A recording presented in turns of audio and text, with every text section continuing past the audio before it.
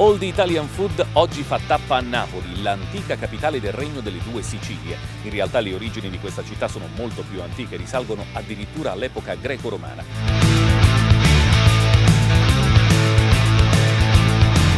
Poi da queste parti si sono succedute tantissime, veramente tantissime dominazioni, i greci, i romani, gli spagnoli e poi naturalmente gli arabi, e ci sono stati addirittura i francesi e i normanni.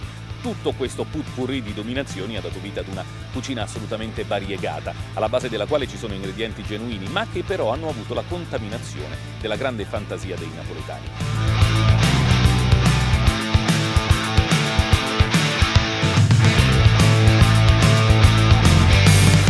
Due i tipi di cucina che ritroviamo da queste parti: quella con gli ingredienti più raffinati, le preparazioni più elaborate, la cucina dei ricchi, delle classi più agiate. E poi c'è la cucina più povera, quella fatta con gli ingredienti genuini della terra, che tutti i giorni si acquistano nei mercatini rionali, che tra l'altro vi faremo vedere proprio nel corso di questa puntata.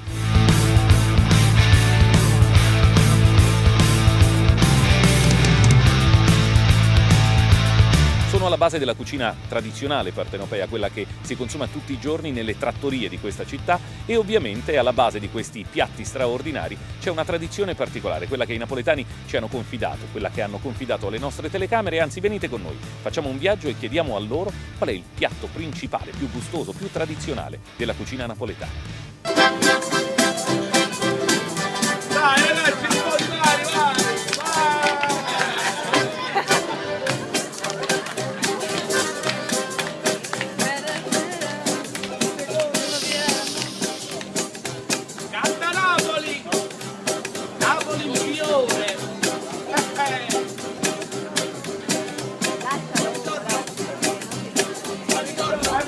Secondo la portfolio, aspettare la braccia e tacci trovato spaghetti alla Luciana con i porpettini piccolini, i polipetti, Un bello spaghetto a vongole. spolvecarielli alla maruzzara e alici in bottiglia con provola secca del giorno prima, impanare le due alici attaccate con la provola al centro, con pane grattugiato e friggere. Ah, un bello paccarone, un bello pacchero fatto a raù, bello, saporito, con poche provolari, vai in porto, vai! E un bello pulla cacciatore, la dolce mia signore si mangiò. Calà fritto, un po' che fede con la cipolla, la canna pezzaiola, pasta e fagioli, spolichini. Fagiolo che cozzica, spaghetti che cozzica, Spaghetti al pomodorino fresco. e scarola che fagiolo. Aspito, quella è una cosa speciale. Genovese, E cazzichi per miciere. una bella genovese. Ah, pasta e fagioli, pasta e ceci. Una bella pasta e fagioli con la pasta mischiata. La pasta fuga, un brodo, c'è tanta cosa mangiante. Melenzane a funghetto, melenzane a scarpone, melenzane a pollastella. Spaghetti al pomodoro fresco. Gnocchi a ragù. E puppetelle, la tracciulella, con salsiccia.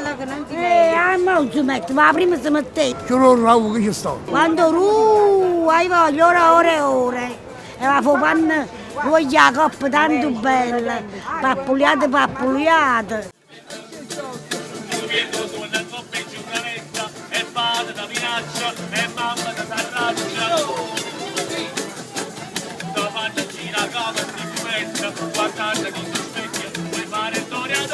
Come fanno a Santa Fe, come fanno ad Hollywood, e a questa scusa i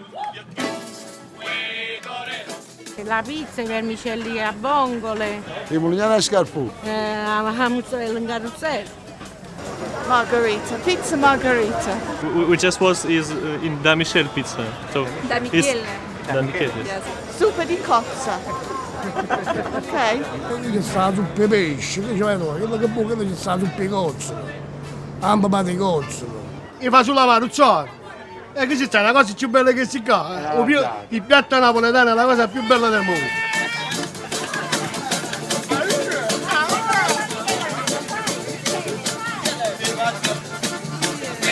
Jest mój człowiek, melancholik po prostu.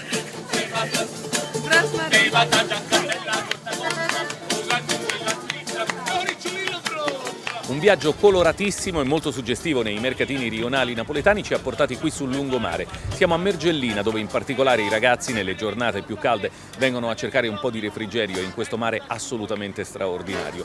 Ovviamente si tuffano dagli scogli, perché qui la spiaggia non c'è assolutamente. E attenzione, perché sotto il pelo dell'acqua cresce uno degli ingredienti fondamentali della cucina tradizionale partenopea. I frutti di mare, in particolare la cozza, che si attacca agli scogli che sono proprio qui davanti, dove i pescatori vengono a raccoglierle, armati soltanto di mani e un coltello.